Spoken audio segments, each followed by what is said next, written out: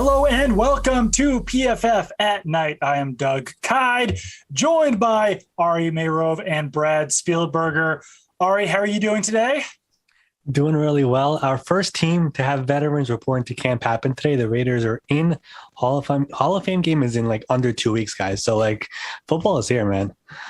It's pretty crazy. It's both crazy that the Hall of Fame game is like 2 weeks away, but it also seems crazy to me that the start of the season is still 50 days away. Feels like the season is like creeping up on us, but also like a month and a half away. But Brad, how are you doing today? Yeah, I'm doing well. If you want to get the grades for the Hall of Fame game, as I'm sure you all do, use promo code PFF40 to check out the grades there. But like Ari said, can't believe a team is finally in the building. Already some news, some contract news coming out of that building. A lot to look forward to. Absolutely. Good plug there. It is currently, I think, 95 degrees where I live up here in New England, and I can't have the air conditioning running during these shows. So if I pass out or something halfway through the show, that's a pretty good reason why that would have happened. Let's kick it off with our first topic. Let's talk about Jessie Bates. He, of course, was one of those players that was franchise tagged, did not reach a long-term deal after he was franchise tagged, hasn't signed his franchise tag yet either. So, nothing's really forcing him to attend training camp or to report for training camp with the Cincinnati Bengals, which raises kind of an interesting question of whether or not he could actually get traded by the Bengals, if it could actually come down to that. So, Ari, what do you make of all of this? Do you think there's a possibility that Jessie Bates could actually get moved by the Bengals? Yeah, it's an interesting question. And, I actually had Jeremy Fowler on my podcast, which comes out tomorrow, another plug going on over here. But he's the one who kind of people are looking at because he had in his article that the Jets or the Eagles could make a splash move for a DB, and people thought it could be Jessie Bates. He elaborated on the podcast that it wouldn't really make sense for the Bengals to do that. If they were going to trade, it would have made more sense to do it before the deadline when a team could do a deal with him to get a long-term deal done, to have somebody in the building with 1 year left and then he becomes a free agent next year, or you have to do another franchise tag, doesn't make much sense for the team or even the player. And also just for the Bengals, it's the team that just made the Super Bowl. Jessie Bates is a team leader there. He was amazing in that postseason run for them, graded really well here at PFF. To lose him before the season starts and have that going into the year, losing a defensive leader, a guy who is beloved by the locker room, really doesn't make much sense.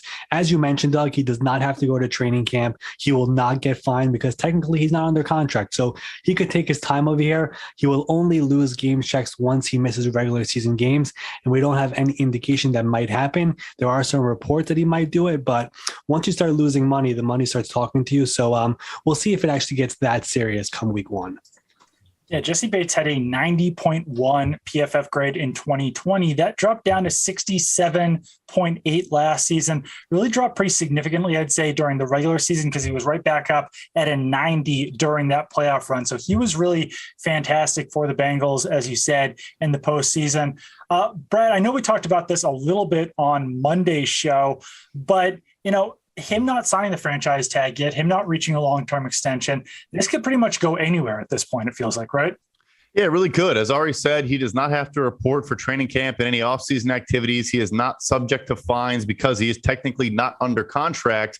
And I think, you talk about why teams on the other side maybe don't want to do this deal. Look at the other player who's on a franchise tag and has not signed it in Orlando Brown Jr. in Kansas City.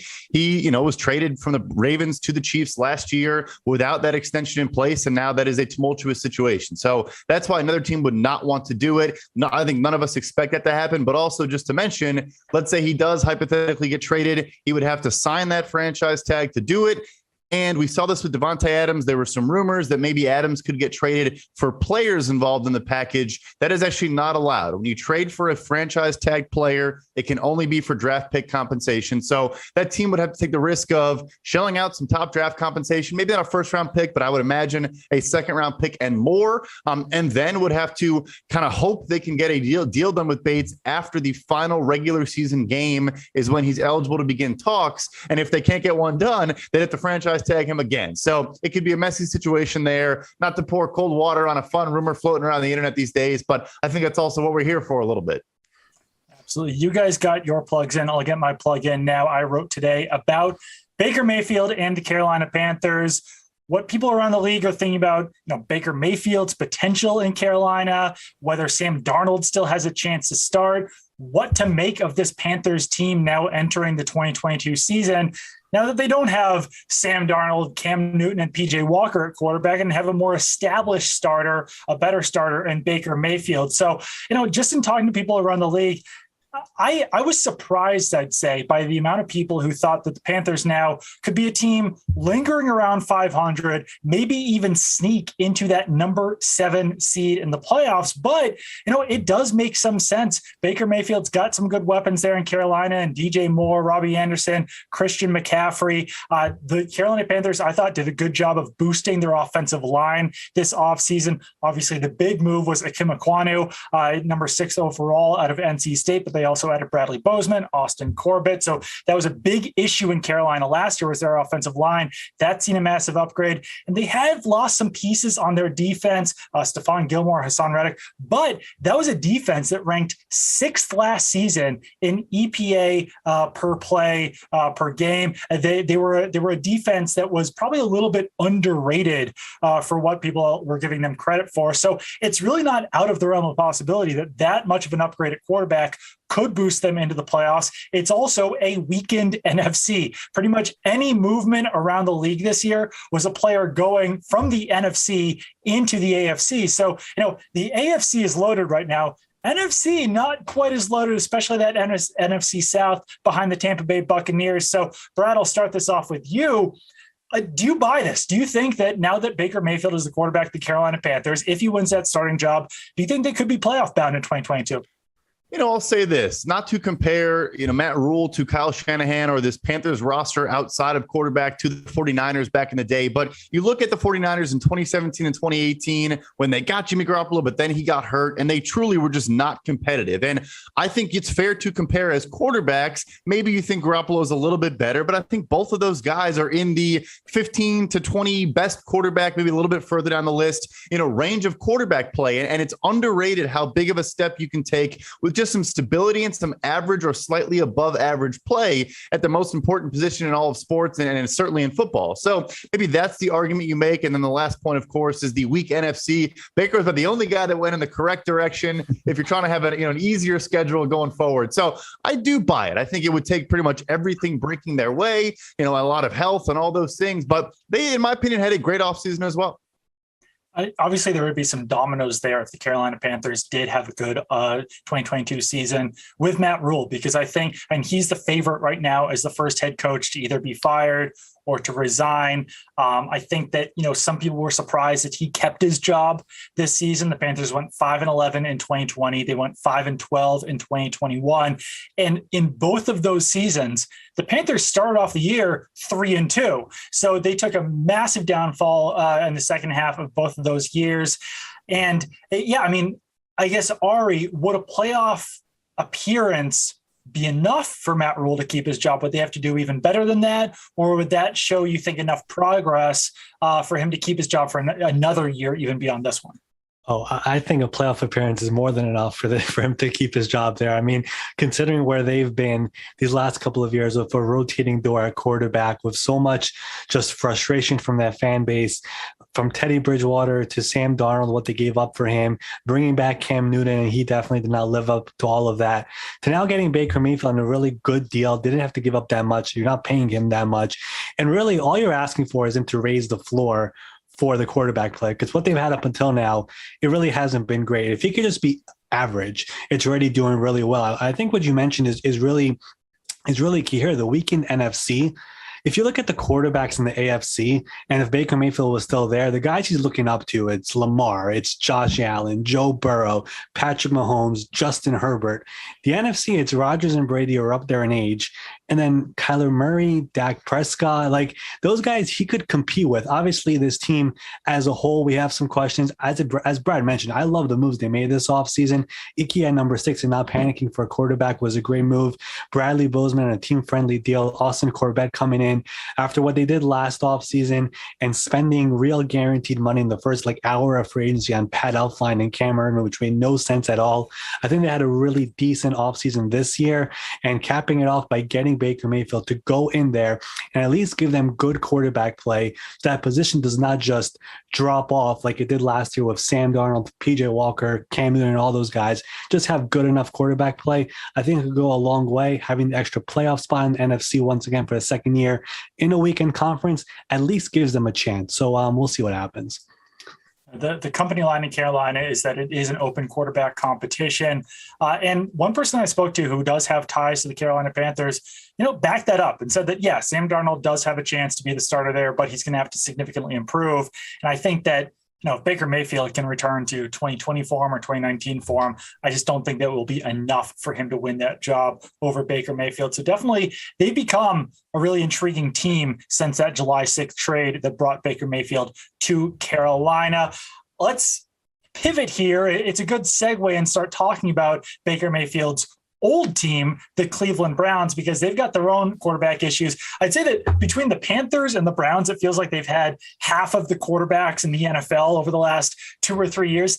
Writing that article about Baker Mayfield, the amount of quarterbacks that Carolina has had since it was only 2019 that Cam Newton was the starter there. I forgot the Teddy Bridgewater era of 1 year. Then they bring in Sam Darnold. They've got Baker Mayfield, PJ Walker. They brought back Cam Newton. It's kind of been the same type of thing with the Cleveland Browns this offseason alone, where they trade away Baker Mayfield, Case Keenum off the team. They bring in Jacoby Brissett. Obviously, they trade for Deshaun Watson. But now, I reached out to a few sources in Cleveland asking, what would even be the possibility of, Jimmy Garoppolo coming to Cleveland, depending on the severity of Deshaun Watson's suspension. And I received confirmation that the Cleveland Browns had discussed Jimmy Garoppolo. It was earlier in the offseason, but it was essentially like, do your homework on him and then see if you have to revisit that at a later date.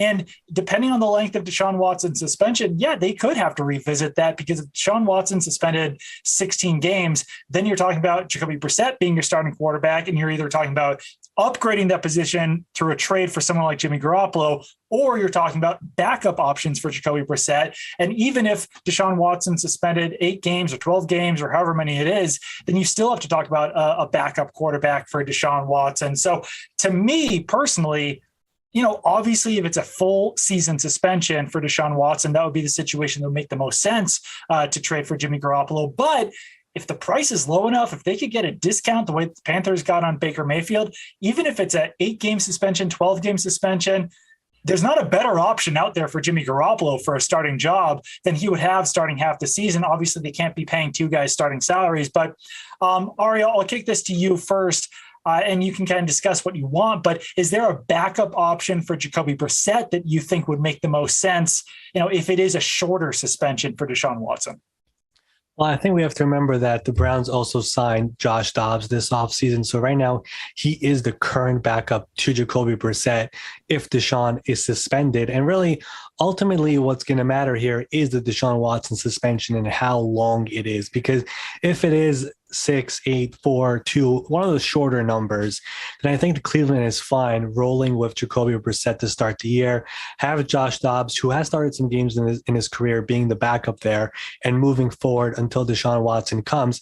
However, if it is a full year and we're talking about his contract tolling and we're talking about this stacked roster and having to go into it with Jacoby Brissett starting 17 games and putting basically all your chips into him, I think the discussion of a Jimmy Garoppolo definitely makes sense, and maybe try to bring him in a trade or try to work out something with the money, because I think that's another part of this, and try to bring him in for a full season, because he is someone who's capable to play good quarterback, get your team to the playoffs, and do just enough if the roster is good. And Cleveland definitely has a pretty good roster there. So it really is all going to be dependent on this Deshaun Watson suspension. I know this is taking a little bit longer than we probably expected, but Sue L. Robinson, who was jointly approved by the NFL and NFLPA, is taking her time and looking through everything that the NFLPA and the NFL presented to her. And I think we still expect it to happen before training camp, which is really coming up rapidly approaching. But up until now, we don't have anything. But it's all going to be depending on what happens with Watson. Sure. And there was a report from Adam Schefter that the 49ers did give Jimmy Garoppolo and his agent, Don Yee, his other agent, Carter Chow, permission to seek a trade. I think that's, it makes a whole lot of sense, obviously, if Trey Lance is going to be the 49ers starting quarterback, but there's further complications about trading Jimmy Garoppolo because of his salary, because of what the 49ers want to get in return. There's still the shoulder injury, although Schefter did report that Jimmy Garoppolo has been cleared to practice. But Brad, what do you make of this whole situation? Yeah, I think the injury is a big cog there as well. Because if you're going to bring a guy in that the plan is to start week 1, maybe week 1 through week 8 or whatever the case may be, you'd want him to be 100% healthy and ready to get on the field immediately. I think an interesting option, the more I think about it, the more it kind of does make sense, could be Cam Newton. So, Deshaun Watson was playing for Clemson in the Carolinas when Cam Newton was a member of the Panthers. And I remember there were rumblings during the time where Carolina seemed to be the leader in the clubhouse to trade for Deshaun Watson, that he had a lot of respect for Cam Newton and maybe didn't want to go there and take over his team. And the last thing as well is we hear a lot about how teams can be cautious to bring in a Cam Newton because if they have a Sam Darnold type on their roster, there's this concern and this worry. He's such an alpha. He's such a commanding presence. Look, $230 million fully guaranteed dollars is more of a commanding presence than Cam Newton, with all due respect to Cam Newton. So maybe you say, hey, look, you get 8 games or 10 games, whatever it is.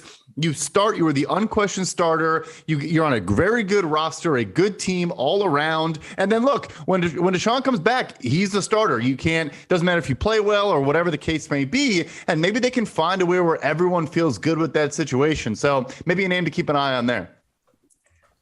Definitely interesting name. Both those guys, Deshaun Watson and Cam Newton, from the Atlanta area. I believe that Deshaun Watson even might have played on like 7-on-7 camps from, on Cam Newton's team. Or I think there is a further connection there between those. So Cam Newton certainly didn't show a whole lot last season with the Carolina Panthers, but he was also coming in at midseason in a pretty tough situation. Also kind of a tough situation with the New England Patriots during that COVID year. So certainly an interesting possibility there. The Jets finally signed rookie running back Breece Hall. Ariel, I'll toss this to you first. Why is this notable? Why is this one of the few rookie contracts that's actually kind of interesting? Well, simply because usually with these rookies, there aren't that many disputes. Really, it's all a slotted rookie weight scale, and there really shouldn't be much to negotiate. But when it comes to the guarantees, that is something that is negotiable, and sometimes agents and teams do have some disagreements. Up until a few years ago, only the first 25 picks in the first round actually got fully guaranteed deals, all 4 years. Now the entire first round is getting it, and now into the second round, we have guys getting fully guaranteed into their entire third year.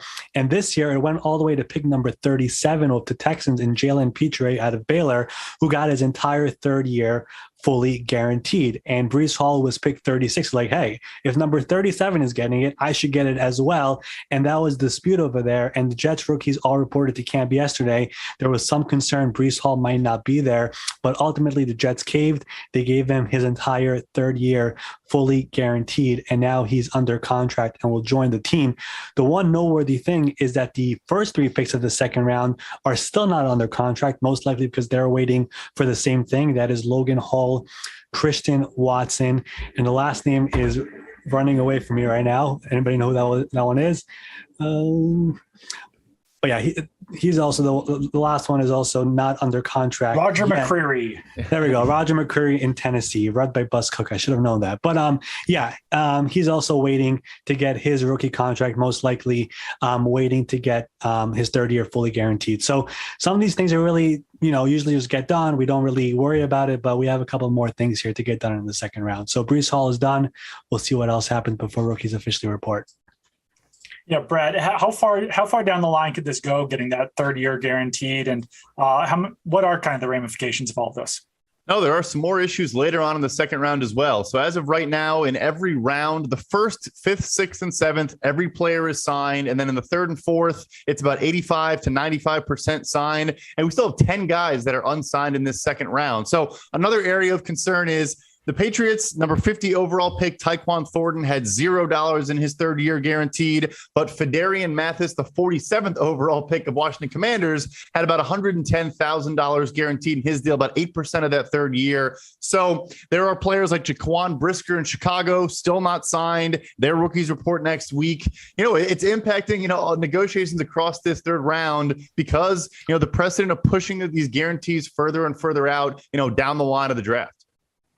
For sure. Interesting stuff. It's not always interesting when rookies sign their contracts, but it is with the guys who are still lingering out there. Let's talk about Jason Peters. He gave an interesting quote recently, said that whenever the opportunity comes, I'm going to give it one more run and try to get me another ring or pass on some knowledge to these young kids up and coming. Jason Peters, 40 years old, and he was still pretty damn effective for the Chicago Bears last season. I see him with a 77.5 offensive grade, 77.9 pass blocking grade, 70.7 run blocking grade. So, the guy can still play offensive tackle in the NFL, but, even on Monday's show, we were talking about some of the offensive tackles, starting caliber guys that are still out there. I can't see an obvious fit for Jason Peters, but Brad, since he played on your Chicago Bears last year, he's kind of more near and dear to your heart. What do you think happens to Jason Peters this offseason? Do you think he actually lands somewhere before other guys that we've talked about, like Eric Fisher, Dwayne Brown, Riley Reif, some of those other names that are out there?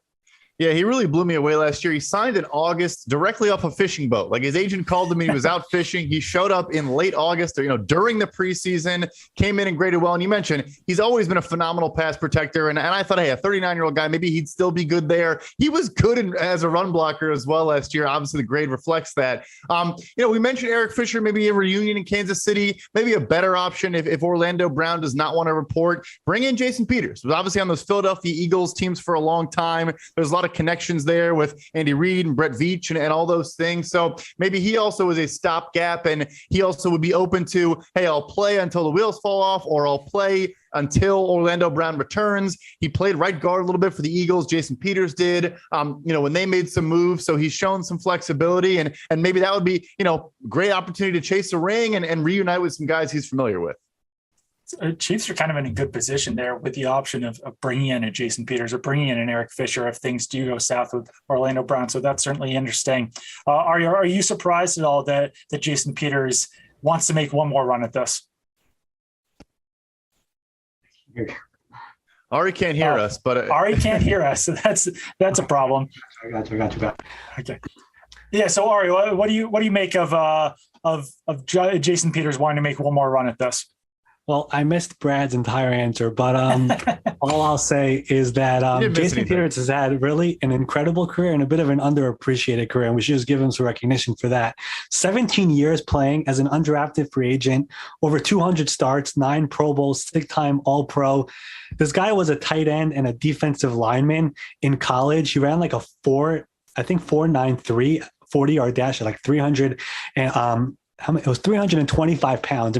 His numbers are insane to keep on playing up until now. He's never had a PFF grade under 67, and he's only gone under 74 twice. So his entire career has been unreal, and he still wants to go at 40 years old. And as Brad mentioned in the beginning, which I did hear, is that he signed pretty late last year. Wouldn't be a surprise if he decides to sign one more time a bit late and just, come right in and start right away for a team if that opportunity comes. Mentioned it earlier, the Las Vegas Raiders had veterans reporting before that Hall of Fame game. And among those was Darren Waller. He's a guy who certainly deserves a new contract at this point. We'll see if that comes together before the season. But Ari, what can you tell us about both Darren Waller and Denzel Perryman in Las Vegas? Well, I'll hit on Darren Waller because he is somebody who is arguably one of the most underpaid players in the NFL. He has 2 more years left on that contract. None of that money is guaranteed. The tight end market as a whole is obviously it's barely moved over the years, and we've discussed that over here on this show. But he's around $7 million a year, and right now, as I mentioned, none of it is guaranteed. And he's been playing on that contract for a few years now, and he has arguably been one of the top 5 tight ends in the NFL, a very important piece there in Las Vegas. The Raiders have been throwing around a lot of money here this offseason, from Devontae Adams to Chandler Jones, Hunter Renfrow, and many other guys. I think it would be very important for them to try to get a deal done with Darren Waller. I could see why it might be a bit difficult. This is a tight end who's 30 years old, and I'm not really sure how he would fit into Josh McDaniels' offense. Very interesting to see how that all goes. They also have another tight end on that team in Foster Moreau, who's eligible for a deal as well. So I think it's definitely one to watch. Their camp opened today, like we mentioned at the beginning. We'll see if he's actually going to be out there on the field. Will he become a hold-in guy there at camp once they officially get on the field, which I believe is tomorrow? I think that's one for sure to watch there in Las Vegas. I think that you think of Rob Gronkowski, obviously, when you think of a Josh McDaniels tight end. They have had some different type of guys in there as well. Obviously, they signed Hunter Henry and Jonnu Smith an off-season ago. They had a guy like Aaron Hernandez for a few years in there, who's a much different type of player than Rob Gronkowski, but they do typically like some big, stout blockers at tight end in that Josh McDaniels system. But Brad, what can you tell us about what's going on in Las Vegas right now? Yeah, I mean, it's a very fascinating situation because while Waller is 30 years old, he had a late start to his career, or I guess a late revival to his career. And so not a lot of tread on the tires at a position that can wear you down. I guess this is the episode of plugging yourself, but I also put out a projected extension for Darren Waller earlier this week, and it made him the highest paid tight end in the NFL. And frankly, he has the right to ask for that. It's a question of whether the Raiders want to go there or not. Has 2 years remaining, as Ari said, but way under his actual value on the field. And I would just say this, look, because he's an older guy and maybe there are few chances remaining to get paid, if the Raiders aren't willing to step up to the table because of the money they've given to all those guys, plus Max Crosby and Derek Carr, you didn't even mention, on top of that long list of names, if they're not able to do it or willing to do it, there's maybe a scenario where he tries to push his way elsewhere, just because you never know how many more opportunities you're going to get. It could be a huge signing bonus and payday for him that really sets him up for the future. And also, just to give him a little bit of shine, Denzel Perryman was traded from the Carolina Panthers to the Las Vegas Raiders last year, made the Pro Bowl, is a phenomenal run defender, has 4 straight seasons grading above 65 in run defense, made a ton of tackles last year, maybe not the best coverage linebacker, and maybe can't do everything well, but if you want a guy that can thump sideline to sideline, he is that guy. Also looking for an extension before the season begins. Curious to see how that Raiders defense shakes out this season. Obviously, they did make some moves in there, but I wouldn't say that everyone really fits into that Patriots defense type system. Patrick Graham running the show now. So kind of curious to see how that unit compares to their offense in 2022. But thanks for all the information, guys. Keep it on PFF.com. Use promo code PFF40 for 40% off annual subscription. That's Elite or Edge. I would highly recommend that. We've been plugging all sorts of stuff, so go check out all of that information. But first, use PFF40 for 40% off your annual subscription. Follow Ari on Twitter at MySportsUpdate. Follow Brad on Twitter at PFF_Brad. Follow me on Twitter at Doug Kyed, and we will be back with you guys again next week.